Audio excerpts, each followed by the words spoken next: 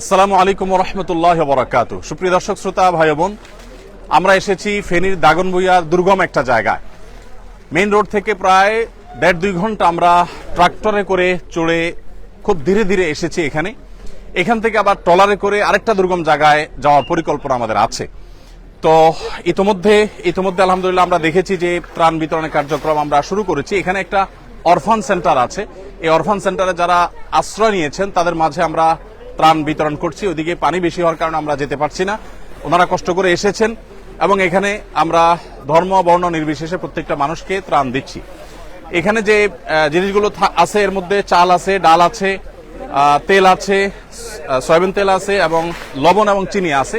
আর এর বাইরে আরেকটা প্যাকেটে বিস্কিট, মুড়ি এবং পানি এবং অন্যান্য শুকনা খাবার আছে। তো আমরা তাদের মাঝে এই জিনিসগুলো বিতরণ করছি। ইনশাআল্লাহ বিদিনিল্লাহ এগুলো শেষ করে আল্লাহ যদি তৌফিক দান করেন আমরা চলে যাব মহিপাল থেকে ইনশাআল্লাহ ফেনীর আরেকটা এলাকাতে আমরা আজকে বিতরণ করব।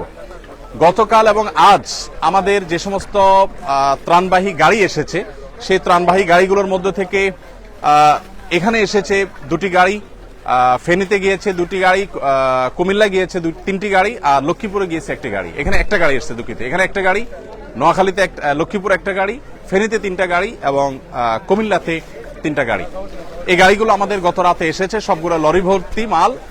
আর আল্লাহ যদি তৌফিক দান করেন ইনশাআল্লাহ একইভাবে আগামীকালও আমাদের ত্রাণবাহী গাড়িগুলো ঢাকা থেকে ছেড়ে আসবে এবং বিভিন্ন দুর্গম এলাকাতে সেগুলো চলে যাবে।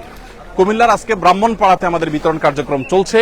আর লক্ষ্মীপুরের টুমচর মাদ্রাসাকে কেন্দ্র বানিয়ে লক্ষ্মীপুরের কমলনগর, রামগতি যে সমস্ত এলাকাগুলো প্লাবিত হয়েছে টুমচর মাদ্রাসা থেকে সে সমস্ত আলহামদুলিল্লাহ আমরা দেখতে পাচ্ছি বিভিন্ন বয়সের মানুষ আছেন, মহিলারা যারা আছেন তাদেরকে আমরা কষ্ট করে এদিকে আনি নাই, কারণ ওদিকে অনেক পানি, আমরা নিজেরাও যেতে পারিনি। ওনারা দূরে আছেন এবং ওনাদের কাছে দুঃখিত মাল আমরা ইনশাআল্লাহ পৌঁছে দিব। আল্লাহ যদি বাঁচান আমাদের এই যে কার্যক্রম চলছে, যেটা 20,000 পরিবারের মধ্যে শুকনা খাবার, এরপর চাল ডাল এগুলো 40,000 ছিল, এখন আমাদের টার্গেট হলো 50,000 পরিবারের কাছে পৌঁছানো। এরপরে আল্লাহ যদি তৌফিক দান করেন আমরা ইনশাআল্লাহ আরো 50,000 পরিবারকে ভাই মাশাআল্লাহ দেন দিতে থাকেন ভাই। সতর ঢাকা ফরজ, এই জন্য লুঙ্গি একটু নিচে নামাবো। ওয়ালাইকুম আসসালাম। মাশাআল্লাহ আপনারা সবাই দোয়া করবেন আমাদের সবার জন্য। আল্লাহ যেন আমাদের সবার কষ্ট দূর করে দেয়, আমরা সবার জন্য দোয়া করবো ইনশাআল্লাহ। ওয়ালাইকুম আসসালাম। বাবাজি কি এখানে থাকেন? ওইখানে। ও মাশাআল্লাহ আল্লাহ কবুল করুক। ঠিক আছে, জাযাকুমুল্লাহ খায়ের। প্রিয় দর্শক, আমরা দেখতে পাচ্ছি বিভিন্ন ঘরগুলো ডুবে গেছে, বিল্ডিং, এই যে ঘরগুলো আমরা দেখতে পাচ্ছি আশেপাশে ডুবে গেছে। আর এই পাশে টিনগুলোতে একেবারে চাল ছুঁই পানি। আমরা যতদূর আসছি এরকম দুরবস্থা দেখতে পেয়েছি এবং এর চাইতে দুরবস্থাও দেখেছি যে টিন একেবারে ডুবে যাচ্ছে, যা ছুঁই। এখানে আমরা দেখতে পাচ্ছি মাত্র 3-4 ফিট পরেই টিন ডুবে যাবে, এরকম একটা অবস্থা।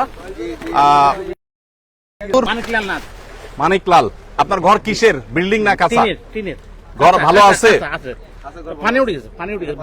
ভালো আছে। যদি ঘর মেরামত করা লাগে সেটাও আমরা টাকা দিব। ঠিক আছে। আল্লাহ তাআলা আমাদের সবাইকে হেদায়েত দান করুক। ওয়ালাইকুম আসসালাম। বাবাজি ভালো আছেন আপনি? বকরা একটু হেল্প করো। ওয়ালাইকুম আসসালাম। দাও বাচ্চাকে দাও। আমরা দেখতে পাচ্ছি যে মানুষ এখানে, মহিলারা, তারা এই বুক পানি ভেঙে তারা যেতে হচ্ছে বাজারে, শহরে। এর বাইরে আসলে তাদের আসলে যাওয়ার তেমন কোনো জায়গা নেই। এদিক থেকে আমরা দেখতে পাচ্ছি যতদূর চোখ যায় শুধু অথই পানি আর পানি, আমরা যত গভীরে যাব শুধু পানি আর পানি। তো যাই হোক, আমরা দোয়া করবো আল্লাহ রাব্বুল আলামিন মানুষের কষ্ট লাঘব করে দেন, কষ্ট দূর করে দেন এবং বিশেষ করে প্রত্যেকে যার জায়গা থেকে আমরা মানুষের পাশে দাঁড়াবো। আলহামদুলিল্লাহ উদ্ধার তৎপরতা অলমোস্ট শেষের দিকে।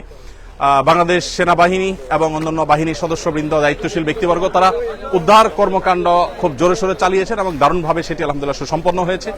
এখন আমরা প্রয়োজন হলো শুধুমাত্র মানুষের খাবারের চাহিদাটা মেটানো। আমাদের কাছে বহু জায়গা থেকে SMS আসছে। আজকে আমি 4-5 জায়গার SMS সকাল থেকে পর্যন্ত রিসিভ করেছি, যেখানে 200 মানুষ, 250 মানুষ, 300 মানুষ, 500 মানুষ না খেয়ে আছে 2 দিন 3 দিন। মাদ্রাসা 200-250 বাচ্চা না খেয়ে আছে 2 দিন 3 দিন। সেখানে আলহামদুলিল্লাহ আমরা ত্রাণ পৌঁছানোর উদ্যোগ নিয়েছি এবং এই পর্যায়ে এসে ট্রলারে করে, বিভিন্ন রকমের বোটে করে, ছোট ছোট এরকম বড় চাকার গাড়িতে করে আমরা দূর দূরান্তে ত্রাণগুলো পৌঁছে দিতে পারছি আলহামদুলিল্লাহ। এটা একটা আনন্দের বিষয় যে মানুষের উদ্ধার তৎপরতা অনেকটা শেষ হয়েছে, এখন খাবারগুলো পৌঁছানোর কাজ ঠিক যথাসময় আসুন্না ফাউন্ডেশনের ত্রাণ এসে পৌঁছেছে এবং সেগুলো এখানে কাজ করছে। এখানে আলহামদুলিল্লাহ আমাদের স্থানীয় দাগনভূঞার তরুণ ভাইয়েরা স্বেচ্ছাসেবক, তারা আলহামদুলিল্লাহ হেল্প করছেন এবং আমাদের কাজে তারা অক্লান্ত পরিশ্রম করছেন, প্রত্যেকে যার যার জায়গায় কাজ করছেন।